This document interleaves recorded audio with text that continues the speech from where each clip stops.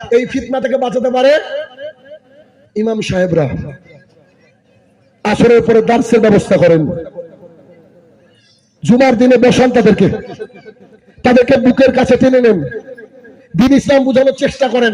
কে বলেছে বলেন তো, কে বলেছে যে সমাজ পরিবর্তন হয় না? আমি আর রাহুল আজকে যেখান থেকে গিয়েছি সৌদি আরব থেকে, আমি যখন 2012 সালে আসি আমার ব্লকে জলঙ্গিতে, 12 সালের পূর্বে কেউ আমিন জোরে বলতে হয় এটা জানতো না। প্রথম আমি দ্বীন ইসলাম প্রচার করি জলঙ্গি ব্লকে, আমি ফার্স্ট। আমি আর রাহুল একসাথে দ্বীন ইসলামকে প্রচার করতে শুরু করলাম।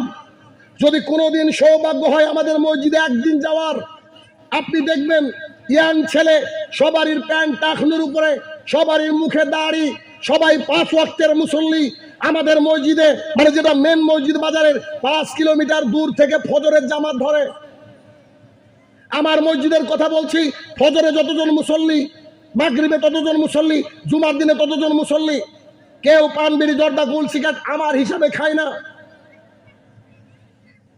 কি দিয়ে বুঝাবো? কে বলে পরিবর্তন হয় না? চলেন আপনি একদিন জলঙ্গিতে চলেন, বেশি দূর না, এখান থেকে 110 কিলোমিটার রাস্তা। একবার দেখেন, সালাত আদায় করলে মনে হবে যে আপনি কোথায় আদায় করলেন। এখনো আমাদের 4 রাকাত সালাত আদায় করতে সময় লাগে 15 থেকে 20 মিনিট।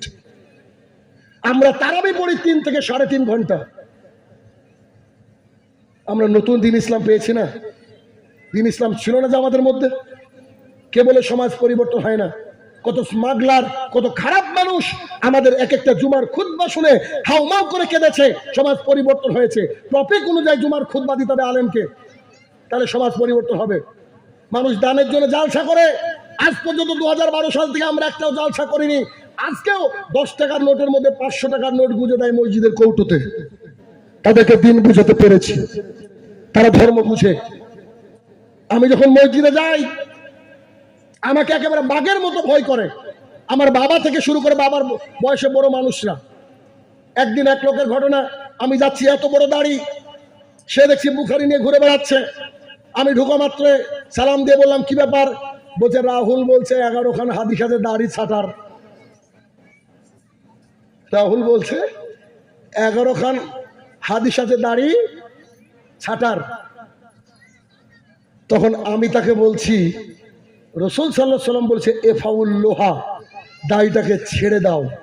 আর যাদের ব্যাপারে রাহুল হাদিস বলেছে তারা সবাই জান্নাতি। আপনার কি সার্টিফিকেট আছে? বুখারীটা বন্ধ করে বলছে পড়বি না। আমি বলছি ভালো, সেটাও ভালো। বুঝতে পারেননি? আমাকে দেখলে সবাই কাঁপে, ভয় করে। কেন? আমি ঢুকে বলবো আজকে একটা হাদিস পড়েছে, এটা বড় নতুন হাদিস আমাদের